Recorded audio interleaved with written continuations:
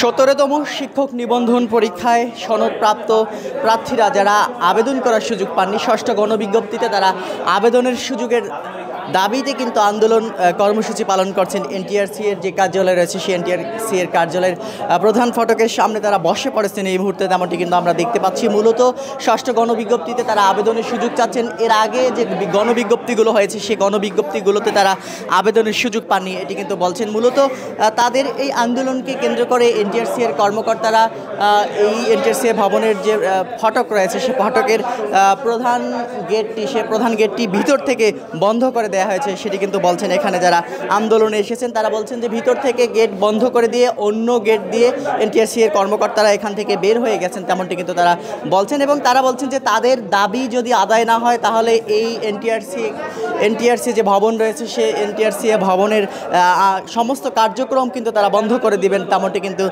তারা বলছিলেন। এবং আপনাদেরকে যদি বলি, এখানে বেশ কয়েকটি দাবি রয়েছে। তার মধ্যে অন্যতম দাবিগুলো হচ্ছে আইন, বিচার ও সংসদ বিষয়ক মন্ত্রণালয়ের আইন ও বিচার বিভাগের বিচার শাখা 5 থেকে প্রাপ্ত মতামত ও এনটিআরসি কর্তৃক রূপরেখার বাস্তবায়ন চাচ্ছেন তারা। এবং করোনাকালীন বিষয়টি বিবেচনায় নিয়ে সদ্য প্রকাশিত ষষ্ঠ গণবিজ্ঞপ্তিতে 17তম ব্যাচের প্রার্থীকে অন্তর্ভুক্ত করে সৃষ্ট জটিলতার সমাধান করতে হবে, এই দাবিটি তারা তুলেছেন। এর পাশাপাশি আরও যে দাবি হচ্ছে, গত 15 জুন আন্দোলনে আহতদের সুচিকিৎসার ব্যবস্থার দাবি কিন্তু তারা তুলছেন। এবং 17তম ব্যাচের বিষয়ে চূড়ান্ত সিদ্ধান্ত না নিলে যৌক্তিক দাবি আদায় না হওয়া পর্যন্ত লাগাতার অবস্থান কর্মসূচি এবং লাগাতার অন্য আন্দোলনে যাবেন তারা কিন্তু সেটি বলছেন। আমরা মূলত জানার চেষ্টা করব মূলত কি বিষয়ে তারা এখানে এসেছেন, কেন প্রধান ফটকের সামনে অবস্থান করছেন এবং তাদের সঙ্গে এখন পর্যন্ত কেউ দেখা করেছে কিনা, মূলত কি দাবি নিয়ে আপনারা এসেছেন। এবং এখন পর্যন্ত আমরা দেখতে পাচ্ছি যে এখানের ফটক বন্ধ রয়েছে। মূলত কিভাবে আপনাদের দাবি আদায় হবে বা কি বিষয়ে আপনারা এর আগেও মাঠে ছিলেন এবং আজকে আপনাদের পূর্ণাঙ্গ দাবি কি? আমরা 17তম শিক্ষক নিবন্ধনধারী। দেখেন 20 সালে সার্টিফিকেট 20 সালে ফাইও একবার আমরা আবেদন করতে পারি নাই। সেটার জন্য আমরা 18 মাস রাস্তায় আন্দোলন করেছি। তারা আমাদের জন্য প্রস্তাবনা দিয়েছে, তারা প্রস্তাবনা দিয়ে তারা আবার আমাদের সাথে তামাশা করতেছে। আইন মন্ত্রণালয়ের মতামত দিয়েছে। এখন আমাদের দাবি হচ্ছে তিনটায়। আইন মন্ত্রণালয়ের মতামত যেটা দিয়েছে, আইন ও বিচার বিষয়ক সংসদ শাখা 5 থেকে এবং এনটিসির যে রূপরেখা দিয়েছে সেটা বাস্তবায়ন করতে হবে।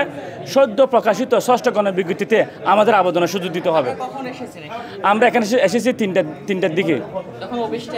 তখন অফিস টাইম ছিল, সকল কার্যক্রম চলতেছে। তখন তারা ছিল স্বাভাবিকভাবে।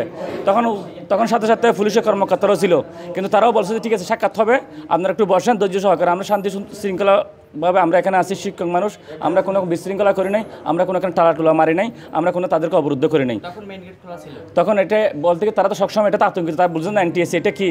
এটা এনটিএসসি তো মানুষদের সাথে নিজেরা বন্ধ করে রাখে, তারা মানুষদের সমস্যা সৃষ্টি করে, তারা সমাধানের পথে না হাঁটে, কীভাবে সমাধান করা যাবে না সেই পথে তারা হাঁটে শুধু বারবার। এটা হচ্ছে এনটিএসসির মূলনীতি।